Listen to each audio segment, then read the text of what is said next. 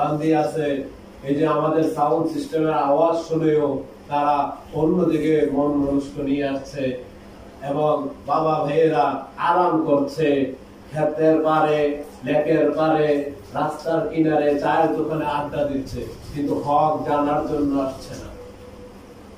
আজকে আমরা যে আলোচনার বিষয় নিয়েছি, যাদের ঘাও আছে, কাটা ছেঁড়া আছে,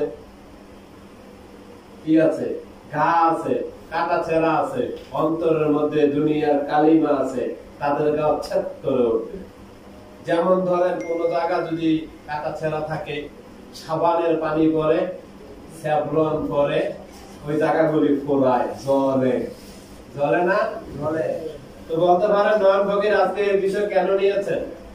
তার কারণ হচ্ছে আজকে সত্য মিথ্যার বিষয়, অর্থাৎ ইমাম হোসেন হচ্ছেন সত্য মিথ্যার পার্থক্যকারী।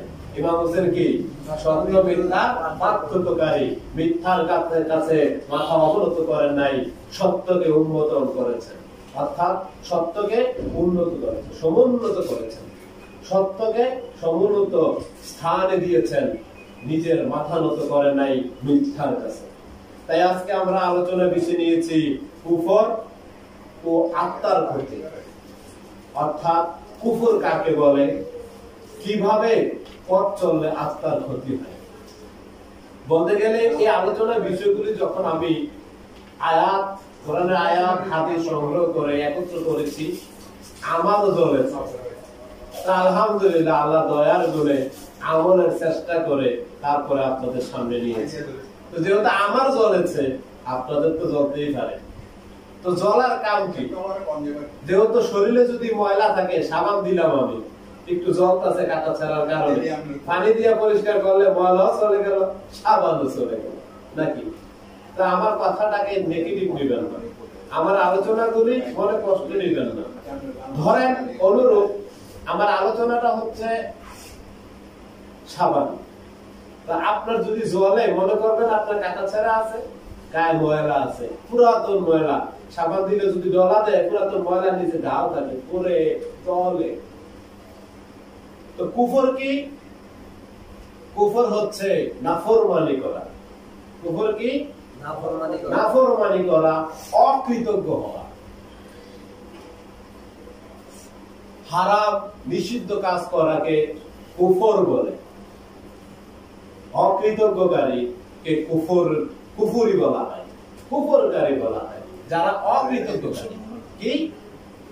যারা অকৃতজ্ঞকারী তাদেরকে বলা হয় কুফরকারী। আর একটা বিষয় নিয়েছি আত্মার ক্ষতি। কি নিয়েছি? আত্মার ক্ষতি। এখন দেখবেন বিশেষ করে দৃষ্টিভঙ্গি, কি? দৃষ্টিভঙ্গি। যে ব্যক্তি তার শত্রু এবং মিত্রকে এক দৃষ্টিতে না দেখতে পারে, সে ব্যক্তি প্রকৃত মুসলমান হতে পারবে না, কারণ সে মুসলমানের হাকিকত জানে না। এই জন্য আমরা যারা দ্বীনি মেহনতের কাজ করি, পীরের দরবার থেকে দায়িত্ব পেয়ে গুরু দায়িত্ব পালন করি, আমাদের জায়গা থেকেও যদি শত্রু এবং মিত্রকে এক দৃষ্টিতে দেখা না হয়, তাহলে গুরু দায়িত্ব কাঁধে নিয়েছি, সে যোগ্যতা আমার নাই, কি নাই? সে যোগ্যতা আমার নাই। হায় হায়, যোগ্যতা আগে প্রয়োজন। কি প্রয়োজন? যোগ্যতা আগে প্রয়োজন। আগে নিজের দিকে তাকাতে হবে। কি করতে হবে? নিজের দিকে তাকাতে। আত্মা মানে নিজ, আত্মার কি ক্ষতি, আমার নিজের কি ক্ষতি হচ্ছে বলে দেই। আত্মার জন্য হচ্ছে ইন্দ্রিয়গুলি, কি? ইন্দ্রিয়গুলি। ইন্দ্রিয়ের জন্য হচ্ছে আমার এই দেহ, দেহের জন্য আহার, বস্ত্র, বাসস্থান। তাহলে প্রকৃততে আমার জন্য ইন্দ্রিয়, অর্থাৎ মোবাইলের ভিতরে ব্লুটুথ আছে না, নেটওয়ার্ক, ওয়াইফাই, ইমো, এগুলো আছে না, এগুলো দিয়ে মোবাইলের মধ্যে কথা আসে, আমরা সংগ্রহ করি।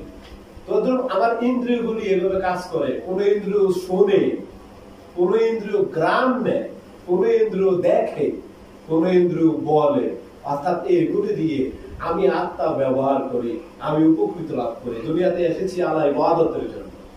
তো এই ইন্দ্রিয়গুলির জন্য এই দেহটা, কিসের জন্য? দেহটা।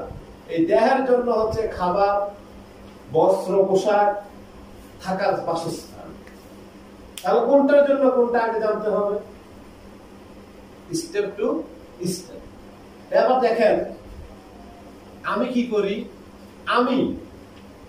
আমার যদি কোনো গুরুত্বই না থাকে, ইন্দ্রিয় শোনা, বলা, দেখা কোনো প্রয়োজন পড়ে না।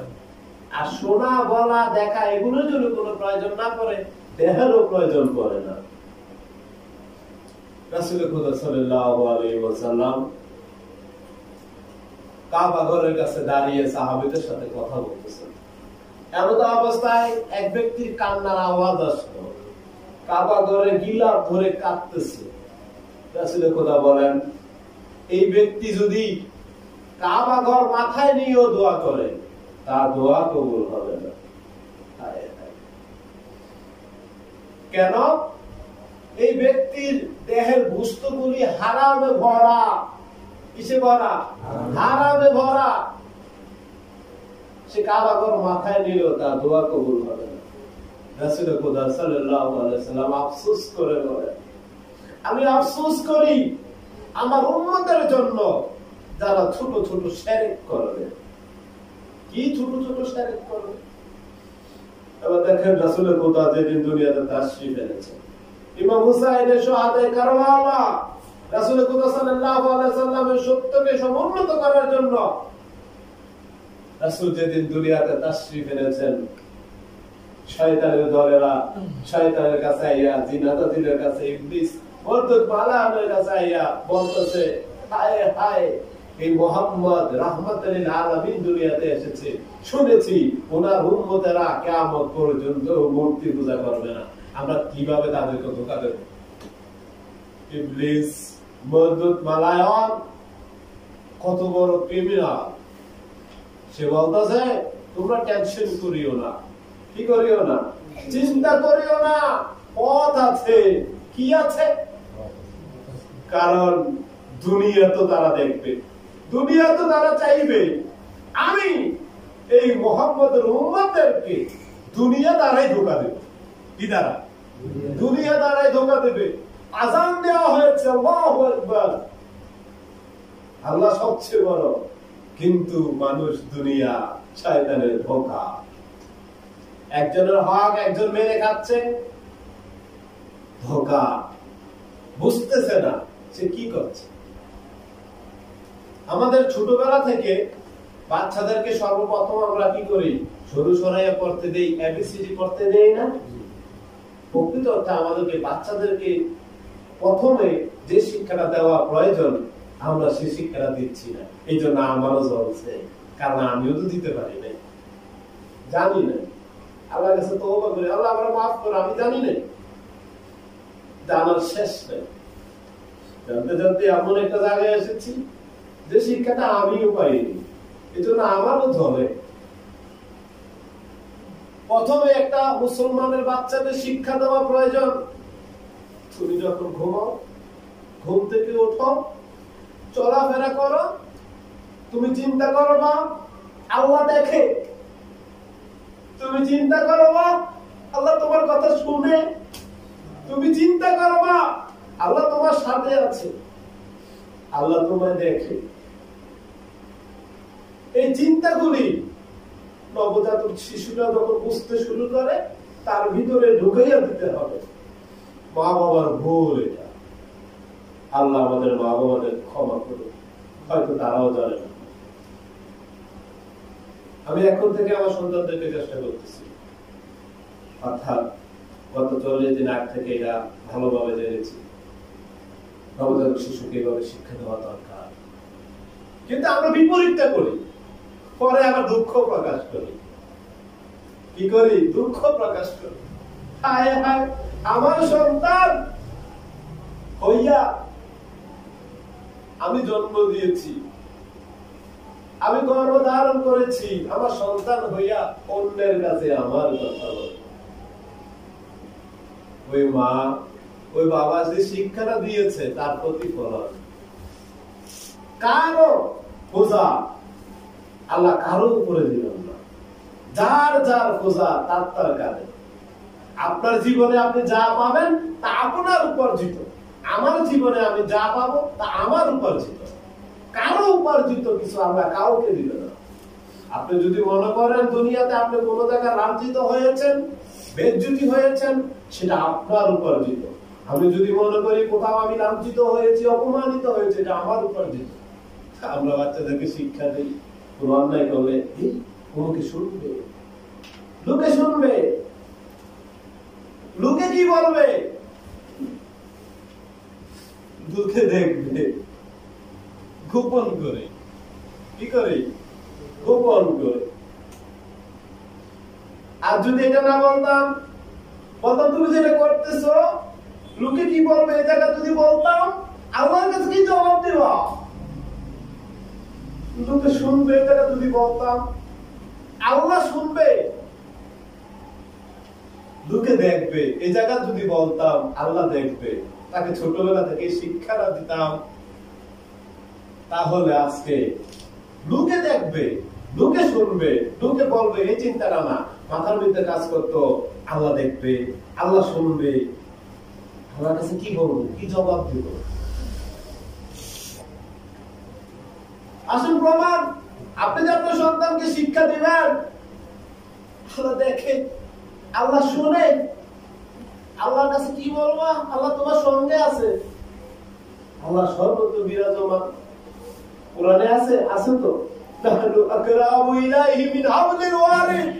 আল্লাহ বলেন বান্দা আমি তোমার স্কন্দ শিরার চেয়ে অধিক নিকটে।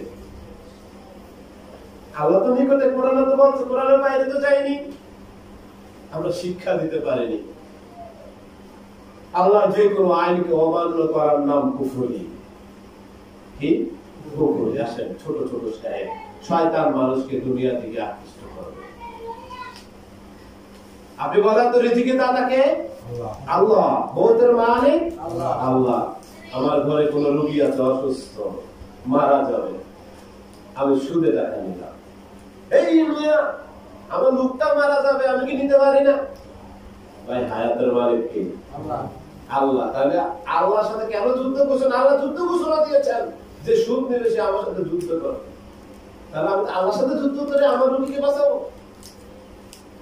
এই যে সেই ছোটবেলা আমাকে শিক্ষা দেওয়া হয়নি।